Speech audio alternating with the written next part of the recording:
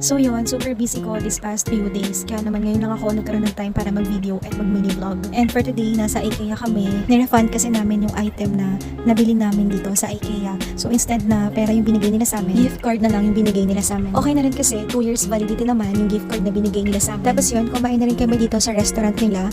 And then after kumain ni Aki, naisipan ko naman na iwan siya dito sa Smallland para naman hindi siya maboring at ma-enjoy ko naman yung kinakain ko. Kasi medyo makulit din tong batang to. Katabi lang to ng restaurant nila. Sobrang perfect nito na iwan yung mga kids dito. Lalo na kung mag-window shopping ka dito sa IKEA or maglilibot-libot. Or kakain ka, tapos magkakape. Or mamimili. Tapos, ang kinagandahan din is free of charge sila dito. Tapos, 1 hour yung time nila na mag-play sila dito sa loob. Bale, 5:55 PM pala yung check-out namin dito. So, 1 hour din kami pwedeng magstay dito sa loob. So, yun. Ito pala yung scenario sa loob. Bali, nagpunta pala kami dito. Hindi pala ganun kadami yung tao. Kaya naman, hindi ganun ka-crowded dito sa loob.